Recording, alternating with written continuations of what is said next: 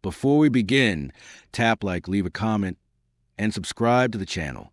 Your support helps us uncover the darkest corners of the prison system. Now, let's step inside. Inside the world's harshest prisons, how inmates survive extreme systems. Prisons are often described in simple terms, a place where people are sent to serve time. But around the world, there are prison systems where the sentence written on paper matters far less than the environment in which that sentence is served. In these facilities, punishment is not delivered through constant confrontation or visible force. Instead, it is delivered through systems of crowding, control, restriction, and routine that shape every hour of the day. Survival does not depend on strength alone or intelligence or even discipline. It depends on how well a person learns to adapt to pressure that never fully disappears. Some of these prisons operate under extreme order. Movement is timed. Silence is expected. Choice is limited to the point where decision-making itself begins to fade. Other prisons are defined by scale. Thousands of people confined together, sharing limited space, limited resources, and limited relief from one another. Different approaches, different cultures, different governments, but strikingly similar outcomes. Over time, these environments begin to reshape the human mind and body. Days blur together. Stress becomes constant rather than temporary. Habits form not for growth, but for endurance. People learn when to speak, when to stay silent, when to conserve energy, and when to withdraw entirely. This documentary does not focus on isolated incidents or dramatic moments. It examines the structure of the world's harshest prison systems and asks a deeper question. What happens when incarceration becomes an ongoing test of adaptation rather than a path toward change? By comparing prison systems across different countries and models, we explore how design, policy, and routine influence behavior, and why survival in these environments often becomes the primary goal. Because in the harshest prisons on earth, the true challenge is not serving time. It is learning how to exist within systems that never stop applying pressure. What makes a prison harsh? When people hear the phrase harsh prison, they often imagine extreme punishment or constant confrontation. In reality, the harshest prison systems in the world are rarely defined by a single dramatic factor. They're defined by structure and by how that structure shapes daily life over long periods of time. A prison becomes harsh when relief is removed. In these environments, there are few moments when pressure eases. Days are built around repetition, restriction, and limited choice. Inmates wake up at the same time, move at the same pace, eat the same meals, and return to the same confined spaces. Day after day, year after year, variety disappears. Autonomy fades. Life becomes predictable, but also relentlessly narrow. One defining feature is overcrowding. In many of the world's harshest prisons, facilities operate far beyond their intended capacity. Cells designed for a small number of people hold many more. Dormitories expand into hallways and common areas. Personal space disappears, and privacy becomes impossible. The human body is forced into constant proximity with others, leaving no mental or physical separation. This alone creates long-term strain. Sleep becomes lighter and less restorative. Noise never fully stops. Tension builds simply from sharing space without boundaries. Over time, this constant exposure increases stress, weakens patience, and alters how people respond to one another. Survival becomes less about conflict and more about avoidance, learning when to withdraw, when to stay silent, and when to conserve energy. Another defining factor is the loss of choice. In harsh prison systems, inmates do not control when they eat, when they move, or how they spend their time. Even small decisions, where to sit, how long to stand, when to speak, are regulated. Over time, the absence of choice reshapes behavior. People stop planning. They stop anticipating alternatives. Life becomes reactive rather than intentional. Routine replaces identity. When days are identical, time begins to compress. Weeks pass without distinction. Months blur together, without milestones or meaningful variation. The future feels distant and abstract. Motivation declines, not because people give up, but because there is little to aim toward. Harsh prisons also limit access to relief systems, education, recreation, medical care, and social connection. These services may exist in theory, but access is often restricted, delayed, or inconsistent. Minor health issues linger. Mental stress accumulates without outlets. Emotional expression becomes risky or pointless. What makes these prisons especially difficult to endure is that none of this feels temporary. There is no rough phase followed by improvement. The environment remains constant, applying the same pressure every day. Adaptation becomes the only option. By the time inmates fully understand they are inside one of the world's harshest prison systems, the process has already begun. Their behavior shifts. Their expectations lower. Survival strategies replace long-term thinking. This is a foundation upon which everything else is built. Harsh prisons do not rely on spectacle or fear. They rely on systems that never stop, quietly shaping how people think, move, and endure. Overcrowding, proximity, and the science of endurance. In many of the world's harshest prison systems, overcrowding is not a temporary problem. It is a permanent condition that reshapes every aspect of daily life. Facilities built for a limited population are forced to absorb far more people than they were designed to hold, turning space itself into a source of constant pressure. Overcrowding changes how time is experienced. When too many people are confined in too little space, there is no meaningful separation between activity and rest. Cells are no longer places to recover. They become shared holding areas where noise, movement, and tension never fully stop. Dormitories fill beyond capacity, with bunks packed tightly together and floor space used for sleeping. Hallways and common areas lose their original purpose and become extensions of living quarters. Privacy disappears first. Without personal space, even basic human behaviors, sleeping, eating, thinking, become public. The mind has no opportunity to disengage. Conversations overlap. Sounds echo constantly. Lights, movement, and presence create a background stimulation that never shuts off. Over time, this sensory overload alters how the brain processes stress. Sleep is one of the first casualties. In overcrowded conditions, rest becomes shallow and fragmented. Inmates learn to sleep lightly, waking frequently, alert to changes in sound or movement. This chronic lack of deep rest weakens concentration, slows emotional regulation, and increases irritability. The body remains in a semi-alert state, conserving energy but never fully recovering. As sleep quality declines, adaptation replaces comfort. Inmates develop strategies not to thrive, but to endure. They learn where to position themselves to avoid disturbance. They limit unnecessary movement. They reduce interaction to conserve mental energy. Silence becomes a form of self-protection rather than isolation. Overcrowding also reshapes social dynamics. When people are forced into constant proximity, conflict does not always increase dramatically, but tension does. Small misunderstandings carry more weight. Frustrations accumulate without release. As a result, many inmates adopt avoidance as a primary strategy. They learn when to look away, when to disengage, and when not to speak. In these environments, survival is often quiet, rather than open confrontation. Endurance depends on restraint. Emotional expression becomes limited, not because it is forbidden, but because it is costly. Showing frustration can draw attention. Drawing attention can invite stress. Over time, emotional flattening becomes common, not as a loss, but as a defense. Resources become another pressure point. In overcrowded systems, access to showers, medical services, and clean facilities is often delayed or restricted by sheer volume. Lines grow longer. Wait times extend. Minor discomforts become daily realities.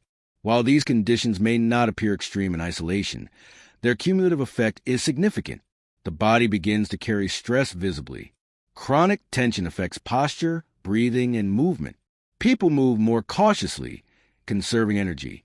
Illness spreads more easily in dense environments, further reinforcing fatigue and withdrawal. Over time, endurance replaces ambition.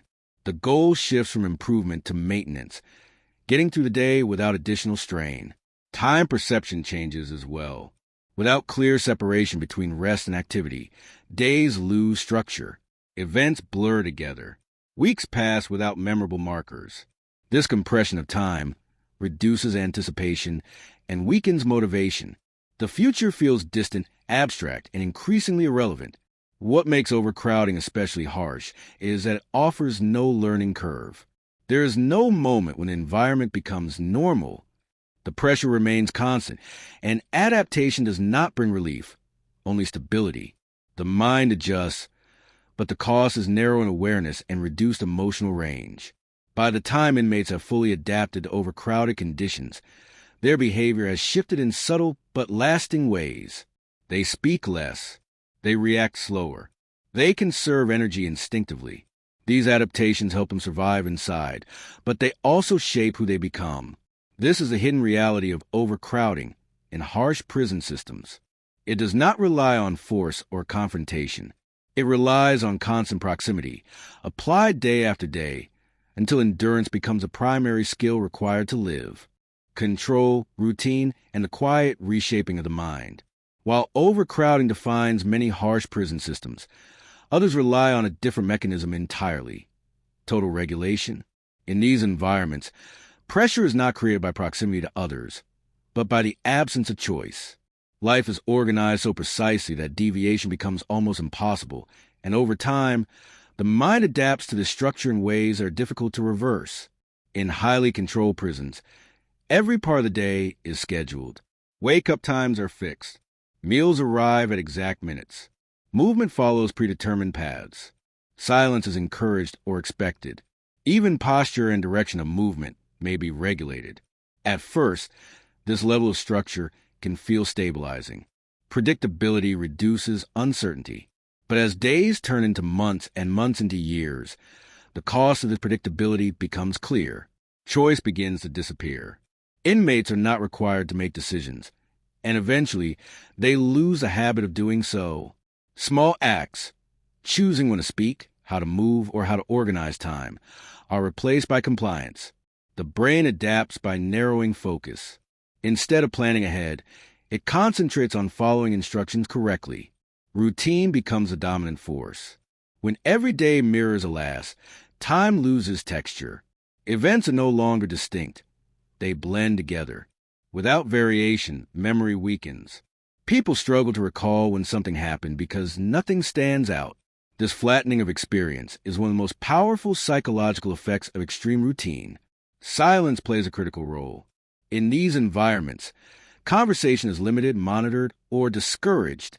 Without regular social interaction, emotional expression becomes inefficient. Feelings that would normally be shared are instead contained. Over time, this containment leads to emotional compression. Anger dulls. Excitement fades. Curiosity diminishes. This is not apathy. It is adaptation. The human mind seeks stability under pressure. When expression serves no purpose, it is reduced. When initiative is unnecessary, it disappears. Inmates learn that the safest way to exist is to become predictable. Surveillance reinforces this behavior.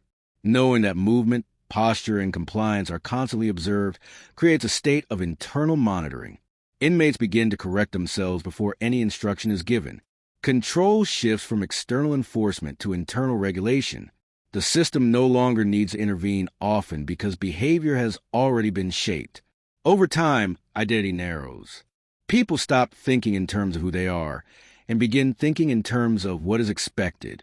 Personal preferences, habits, and emotional responses are gradually suppressed. Life becomes procedural rather than personal. This form of pressure is quiet, but persistent. Unlike environments marked by chaos or confrontation, these prisons maintain order through consistency. There are fewer visible incidents, fewer disruptions. From the outside, they may appear calm and efficient, but calm does not mean healthy. The long-term effects are subtle but significant. Inmates released from highly controlled systems often struggle with unstructured time. Freedom introduces choices that feel overwhelming. Noise feels intrusive. Unpredictability triggers anxiety. The habits that ensured survival inside now conflict with life outside. What makes this type of prison especially harsh is that the damage is difficult to see. There are no dramatic moments to point to, no obvious breaking point. Instead, the impact accumulates slowly. The system reshapes behavior not through force, but through repetition. By the time inmates recognize how much they have changed, the process is already complete. This is the hidden power of control-based prison systems. They do not need to intimidate or threaten. They simply remove alternatives until routine becomes identity and endurance becomes the only measure of success. The physical and psychological cost of long-term confinement. Whether a harsh prison system relies on overcrowding or extreme control, the long-term effects eventually surface in the same place, the human body and mind. Confinement does not apply pressure all at once. It applies it gradually, day after day, until stress becomes the baseline state of existence. Physically, the body is forced to adapt to environments that limit movement, disrupt sleep, and reduce recovery. In many harsh prisons, daily activity is either excessive and chaotic or minimal and repetitive. Both extremes strain the body in different ways. Limited space restricts natural movement. Repetitive routines reduce flexibility and strength. Over time, posture stiffens, joints ache, and fatigue becomes constant rather than temporary. Sleep is rarely restorative. Even in facilities with strict schedules, sleep is often interrupted by noise, lighting, counts, or psychological alertness. The body remains partially activated, never fully entering deep rest. This prolonged sleep disruption weakens the immune system, slows healing, and increases sensitivity to stress. Minor physical discomforts linger longer than they should, gradually becoming chronic. Nutrition can compound these effects. Meals in harsh prison systems are designed for efficiency and consistency, not recovery. While sufficient to sustain basic function, they rarely support long-term physical resilience. Combined with limited sunlight, restricted movement, and high stress, the body operates in a state of gradual depletion.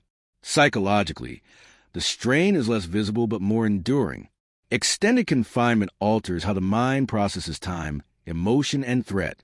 Stress stops being episodic and becomes continuous.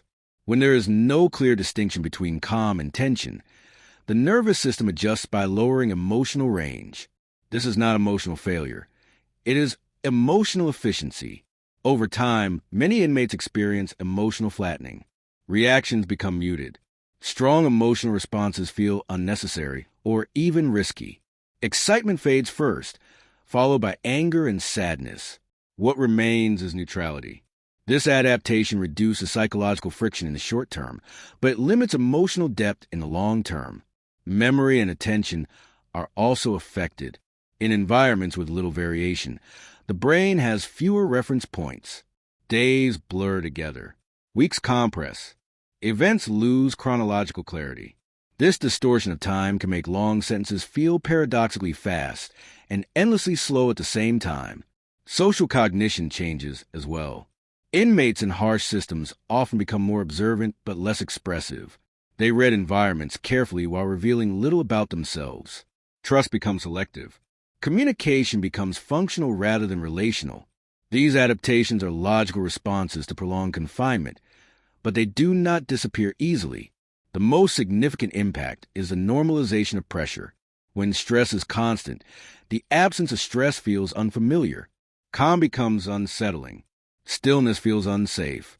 The mind remains oriented toward monitoring and regulation, even when external threats are minimal. This is why release from harsh prison systems can be disorienting. The outside world offers flexibility, choice, and unpredictability, conditions that require emotional and cognitive skills that may have atrophied. Without structure imposed from the outside, many struggle to impose it internally. What makes the physical and psychological costs of harsh prisons so profound is not intensity, but duration. The body can withstand extreme stress briefly. The mind can adapt to pressure temporarily. But when stress becomes routine, adaptation turns into transformation. People do not simply endure these environments. They are shaped by them. By the time the effects become obvious, they are already embedded in behavior, posture, attention, and emotional response. This chapter reveals a difficult truth. Harsh prison systems do not need to break people to change them. They only need to keep applying pressure long enough. Life after release, when the system doesn't let go. For those who eventually leave the world's harshest prison systems, release is often described as freedom. In reality, it is more accurately described as transition, a difficult, uneven process of relearning how to exist in an environment that no longer operates on constant restriction and control. Inside harsh prison systems, survival depends on predictability. Outside, life depends on choice. This sudden shift can be overwhelming. Inmates who spent years following rigid schedules or navigating overcrowded environments are released into a world filled with decisions. Where to go, what to do, how to respond, when to act. Choices that seem small to others can feel heavy and exhausting to someone whose daily life was previously dictated by external systems. Many former inmates struggle with unstructured time. Inside, time was controlled and repetitive. Outside, time stretches open. Without imposed routines, days can feel disorganized and uncertain. Some respond by recreating prison-like structures in their lives. Strict schedules, limited social contact, repetitive habits. Not because they want to return confinement, but because structure feels safe. Social reintegration presents another challenge. In harsh prison environments, emotional restraint is often a survival skill. Expressing vulnerability can draw attention or create risk. Over time, this restraint becomes automatic.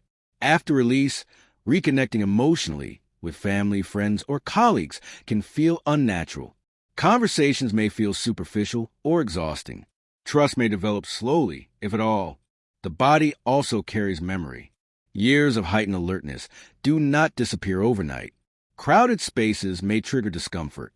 Sudden noises can provoke instinctive reactions. Even in safe environments, the nervous system may remain in a state of readiness, scanning for threats that no longer exist. This lingering hyper-awareness can interfere with sleep, concentration, and emotional regulation. Work environments may feel stressful not because of difficulty, but because of unpredictability.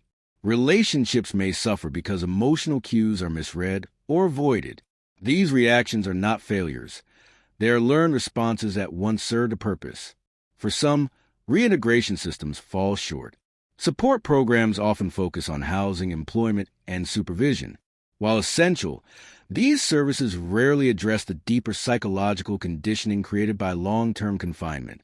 Former inmates are expected to adapt quickly, even though adaptation requires unlearning behaviors that were necessary for survival. The result can be frustration and isolation. When internal habits clash with external expectations, people may withdraw rather than struggle. Others may gravitate toward familiar structures, even if those structures limit growth. Without guidance, the gap between confinement and freedom can feel as wide as the prison walls themselves. For those who never leave, the outcome is different but equally profound. Long-term incarceration in harsh systems gradually shifts perception of the future. Goals shrink. Expectations narrow. Time is no longer something to use, but something to endure. Identity becomes tied not to who someone is, but to how they survive. This is a lasting impact of harsh prison systems. They do not end at the moment of release, and they do not disappear when the gates open. Their influence persists in habits, instincts, and emotional responses long after confinement has ended. Understanding this reality is essential, not to excuse behavior, but to recognize how deeply systems shape people. Because when incarceration becomes an exercise in endurance rather than transformation, survival is learned thoroughly, and unlearning it takes far longer than serving the sentence itself. When systems shape survival, across the world, the harshest prison systems are often judged by numbers: capacity, sentence length, security level, cost. But what these measurements fail to capture is the quiet, long-term effect of living inside environments where pressure never truly lifts.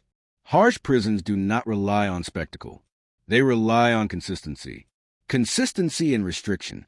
Consistency in routine. Consistency in limited choice. Day after day, these systems teach people how to adapt, not through instruction, but through necessity. Over time, endurance becomes more valuable than hope, and stability becomes more important than change. Some systems apply pressure through overcrowding, forcing human beings to live without space or privacy. Others apply pressure through control, removing decision-making until routine replaces identity. Different methods, different philosophies, but the outcome is often the same. People adjust in ways that allow them to survive, even if those adjustments cost them emotionally, psychologically, or physically. Understanding these systems matters, not because every prison is the same, and not because every experience inside is identical, but because design, policy, and structure shape human behavior more powerfully than most people realize. When environments reward silence, people grow quiet. When environments reward restraint, emotion recedes. When environments remove relief, endurance becomes a defining skill. This documentary was not about individual stories or isolated moments. It was about patterns, how harsh prison systems function, why they persist, and what they leave behind. Whether inmates eventually return to society or remain incarcerated for life, the influence of these systems does not simply disappear. If we want to understand incarceration honestly, we must look beyond walls and sentences and examine the systems themselves, how they operate, what they demand, and what they change. Because prisons do more than confine bodies. They shape minds, habits, and futures. Thanks for watching. Like, share, and subscribe.